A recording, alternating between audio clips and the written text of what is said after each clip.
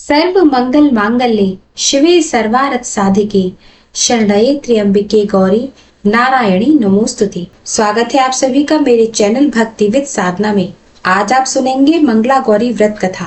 सावन माह के हर मंगलवार को मंगला गौरी व्रत किया जाता है। यह व्रत माता पार्वती को समर्पित होता है। शास्त्रों में वर्णन मिलता है कि जो भी व्यक्ति मंगला गौरी व्रत की पवित्र कथा को पढ़ता है या सुनता है या दूसरों को सुनाता है, उनका जीवन सुखमय हो जाता है। और जो भी कन्याएं मांगलिक हैं या फिर जिनका वैवाहिक जीवन सुखद नहीं है या जिन कन्याओं का विवाह नहीं हो पा रहा है या फिर किसी के पति या पुत्र पर किसी प्रकार का संकट हो, तो वह भी इस कथा को सुनने मात्र से दूर हो जाता है।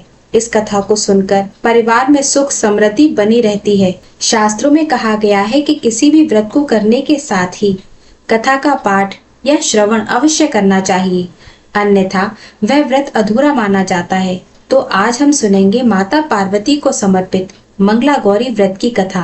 तो बड़ी ही श्रद्धा, भक्ति भाव और विश्वास के साथ इस कथा को पूरा अवश्य सुनिएगा। पौराणिक कथा के अनुसार एक बार एक नगर में एक व्यापारी अपनी पत्नी के साथ बड़े सुख से रहता था। उसे धन दौलत की कोई कमी नहीं थी। वह बहुत खुशहाल जीवन बिता रहा था। लेकिन उस व्यापारी को केवल एक ही दुख था कि उसके कोई संतान नहीं थी। इसलिए सारी सुख सुविधाएं होते हुए भी दोनों पति पत्नी खुश नहीं रहते थे। फिर एक दिन की बात है कि उन व्यापारी के घर में एक साधु आए। व्यापारी ने उनका खूब स्वागत सत्कार कर भोजन कराया। तब साधु ने खुश होकर व्यापारी से पूछा, सब कुछ होते हुए भी तुम इतने दुखी क्यों दिखाई दे रहे हो? तब व्यापारी ने उन्हें अपने दुख का कारण बताया।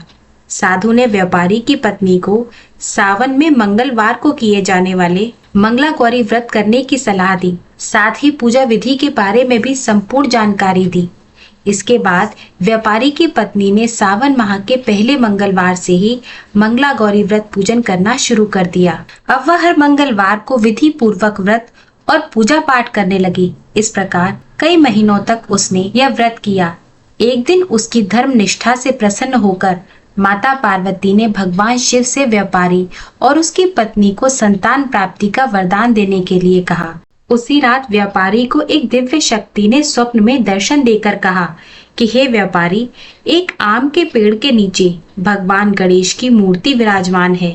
तुम उस पेड़ के आम को तोड़कर अपनी पत्नी को खिला देना। इससे तुम्हें संतान प्राप्ति का सुख मिलेगा।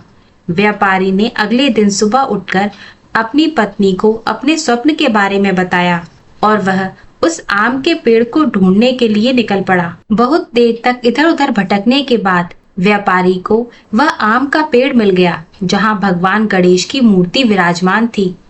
उसने आम तोड़ने के लिए उस पेड़ पर पत्थर मारना शुरू कर दिया। पत्थर फेंकने से एक आम तो टूटकर गिर गया, परंतु गलती से एक पत्थर जाकर भगवान गणेश की प्रतिमा को लग गया, जिससे भगवान गणेश क्रोधित हो गए और उन्होंने प्रकट होकर उस व्यापारी को श्राप देते हुए कहा, हे स्वार्थी मनुष्य, तूने अपने स्वार्थ के कारण मुझे चोट पहुंचाई है। तुझे माँ पार्वती की कृपा से संतान की प्राप्ति तो होगी, लेकिन उसकी आयु केवल 21 वर्ष तक ही होगी।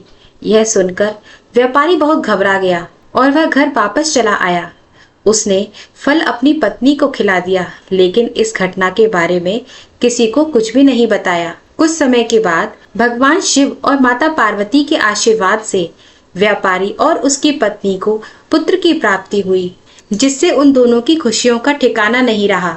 साथ ही व्यापारी को इस बात की चिंता भी थी कि उसका पुत्र अल्पायु है। देखते ही देखते वह बालक 20 वर्ष का हो गया और अब व्यापार में अपने पिता का हाथ भी बटाने लगा। एक दिन घर लौटते समय वह व्यापारी पेड़ की छांव में तालाब के किनारे बैठकर अपने पुत्र के साथ भोजन कर रहा था। तभी वहां पर कमला और मंगला नाम की 2 कन्याएं कपड़े धोने के लिए आईं और कपड़े धोते हुए आपस में बातें करने लगी। कमला ने मंगला से कहा कि मैंने इस सावन मास में प्रत्येक मंगलवार को मंगला गौरी व्रत करने का निश्चय किया है, इसलिए तुम भी माँ पार्वती को समर्पित यह व्रत अवश्य करना।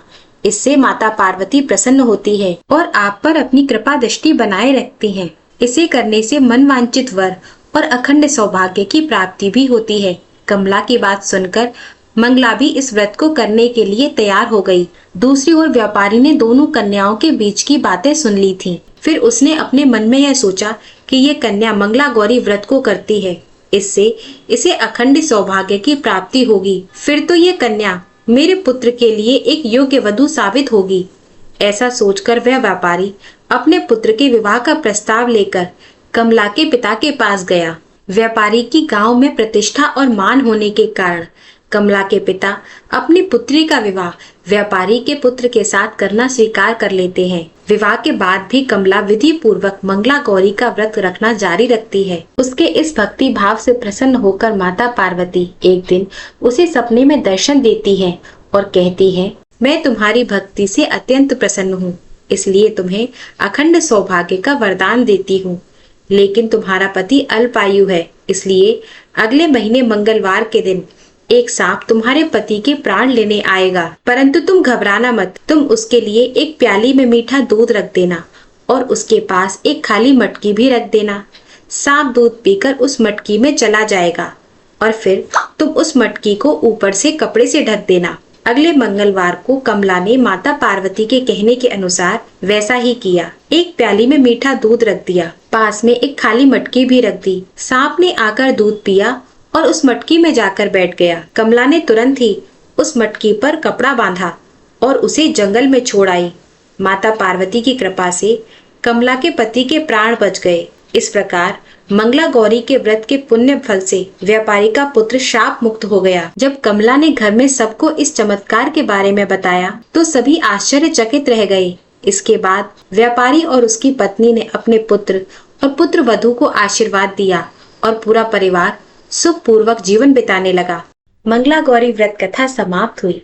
प्रेम से बोलिए मंगला गौरी मैया की जय, माता पार्वती की जय। उम्मीद करती हूँ कथा आपको पसंद आई होगी। कृपया वीडियो को लाइक कीजिए, शेयर कीजिए और चैनल को सब्सक्राइब जरूर कीजिएगा।